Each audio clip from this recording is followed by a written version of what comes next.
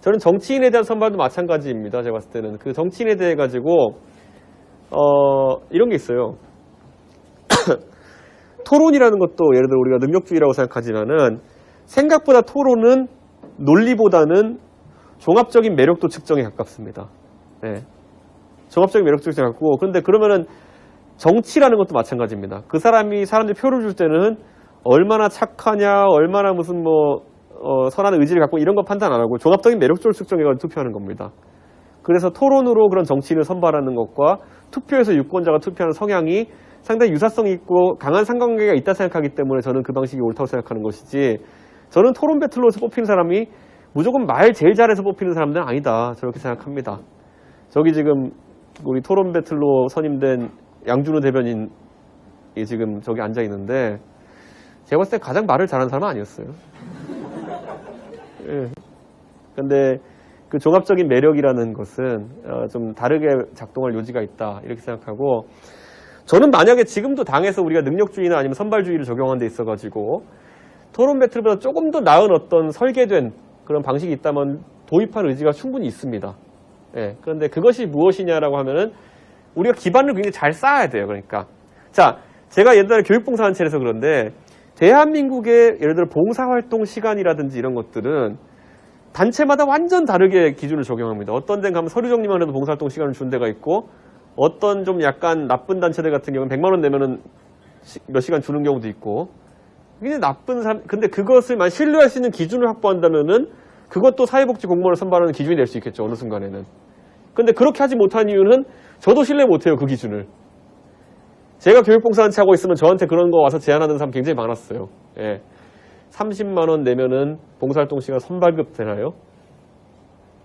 무슨 상품권도 아니고 그렇게 제안하는 사람이 저한테 그렇게 제안하던 사람들이 있는 상황 속에서 저는 아무리 봉사활동을 무슨 VMS 시스템에 등록하고 1365 무슨 자원봉사센터에 어떻게 하고 해도 저는 안 믿습니다. 저는 그거를.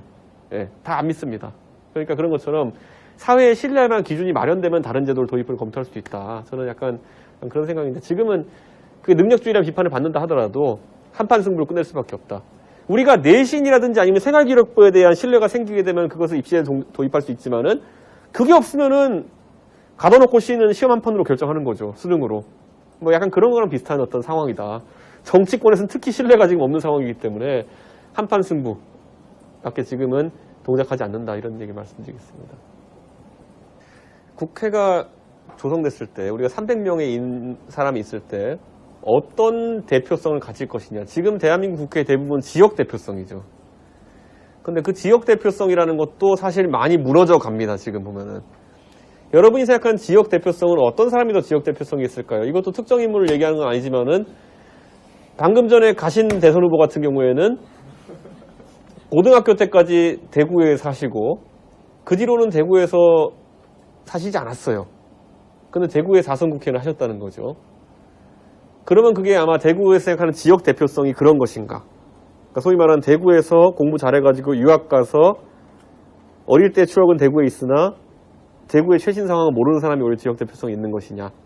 아니면 마찬가지로 다른 어떤, 그러니까 이 대표성이라는 게 사실 국회는 대의제 하에서 이제 있는 기구인데 무엇을 대표할까도 솔직히 말하면 모호한 지점이 있어요. 예. 어떤 사람은 지방의회가 오히려 지방 대표성이 있어야 되는 것이고, 국회는 직능 대표성이라든지 아니면 이런 연령 대표성이 강화된다라고 하는 분도 있어요. 근데 그러면 그걸 구현하기에 가장 최적화된 방법은 비례대표제예요. 완전 비례대표제. 근데 우린 또 지역구 국회의원 체제를 대다수로 가져가고 있잖아요. 그러니까 사회적 합의의 지점이 지금 되게 모호한 거예요. 그래서 그리고 또 현실적으로 당선 가능성의 문제가 생깁니다. 보면은 국회라는 거는 어쨌든 다수당 의석을 점했을 때 가질 수 있는 이점이 굉장히 큰데, 지금의 선거 체제 하에서는 장년층 남성이 굉장히 유리한 체제입니다. 네. 그러면은 아까 말했듯이 그런 불합리함을 개선하고 다양성을 확보하기가 쉽지 않은 상황. 그럼 또 여기에 대한 뭐냐, 비례대표제예요. 근데 우리나라 국민들 비례대표제는 진짜 싫어하잖아요. 어쨌든 왜냐, 그게 불공정하다고 생각하기 때문에. 이런 모호한 지점들을 어떻게 돌파할지가 사실 굉장히 구체적으로 대안이 나와야 되는 것인데, 제가 원래 대안충은 아니지만은 저도 사실 답을 못 내겠어요. 그러니까 제가 지금 여기서 제 정치적 불리함을 감수하고 비례대표제를 확대하자 그러면은 바로 기사가 날 겁니다. 예. 근데 지금 내가 만인지상이 되기 전까지는 제가 그런 얘기를 하고 다니는 게 아닙니다, 원래. 예. 근데 하여튼간 저는 좀 그 지점이 있어요. 그러니까 아까 토론 배틀이라는 것도 아니면은 능력주의라는 것도 저는 능력주의가 대한민국 정치에서 절대 다수가 되는 일은 아무리 이준석이 노력해도 2년 내는 없을 것이다. 그런 생각을 합니다. 지금 어쩌면 대변인 토론 배틀로 만들어 놓은 능력주의라는 아주 작은 분출구라는 거는 진짜 고양이가 드나들 수 있으면 통로 하나 열어둔 정도? 나머지 대부분의 공천은 과거 방식으로 또 돌아갈 겁니다.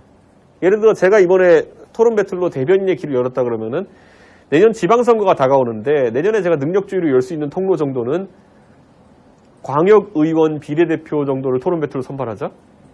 이 정도일 겁니다. 그렇기 때문에 저는 이 숨통을 트는 과정 중에서 공천이라는 것에 대해 가지고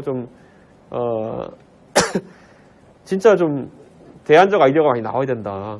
이런 생각을 하고, 그리고 변화하는 상황에 따라 가지고 그 대안적 아이디어는 또 다르게 나올 수 있습니다. 예를 들어 지금 당원들이 공천 후보자를 결정하는, 그러니까 상향식 공천이라고 하는 것이 지금 아까 제가 말한 중장년층 남성한테 되게 유리하다 그랬잖아요. 그런데 최근에 이준석 당대표 당선 이후에 온라인 당원가입 트렌드를 보면요, 약간 발상의 전환이 있을 법도 해요. 뭐냐면 제가 어디 가서 농담 삼아 얘기한 게 뭐냐면은 이렇게 젊은 사람들의 온라인 당원가입 추세가 늘어나게 되면은 어쩌면 내년 지방선거에서, 내년 6월 있을 지방선거에서 가장 공천, 기초의원 정도는, 그러니까 구의원, 시의원 중 가장 공천받기 쉬운 사람은 만약에 상향식 공천제를 한다 그러면은 한 25살쯤 돼가지고 대학을 갓 졸업하고 병역을 마친 다음에 첫 직장으로 기초의원을 선택하는 동네에서 고등학교를 나온 모나지 않게 살아가지고 친구들을 한 500명 정도 당원으로 가입시킬 수 있는 젊은 사람일 것이다.